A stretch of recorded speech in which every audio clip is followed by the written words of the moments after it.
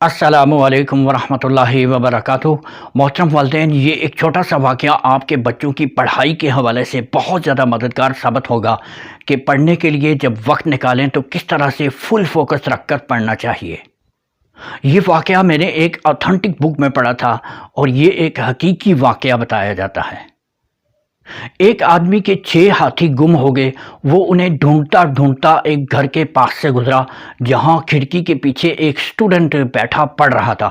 اس نے اس طالب علم سے پوچھا کہ کیا آپ نے میرے ہاتھیوں کو دیکھا ہے؟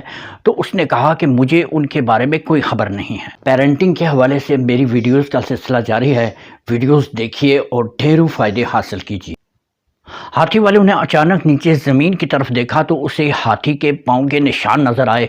وہ حیرت میں پڑ گیا اور آگے بڑھ گیا۔ ہاتھیوں والا تھوڑی دور آگے گیا تو اسے اپنے ہاتھی نظر آئے۔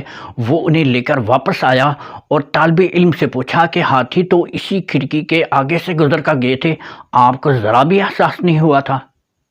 طالب علم نے کہا کہ جب میں پڑھنے بیٹھتا ہوں تو اپنی پوری توجہ اپنے سبق کی طرف رکھتا ہوں۔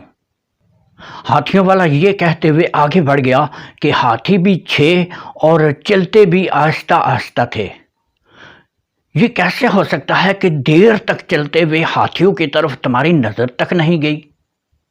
طالب علم مسکرا دیا اور ہاتھیوں والا آگے بڑھ گیا۔ آپ کو اس سے کیا سبق ملا؟ کمنٹ کر کے ضرور بتائیے گا۔ نیکسٹ ویڈیو کے لیے شدت سے منتظر رہیے۔ تب تک کے لیے دیجیے اجازت۔ السلام علیکم ورحمۃ اللہ وبرکاتہ۔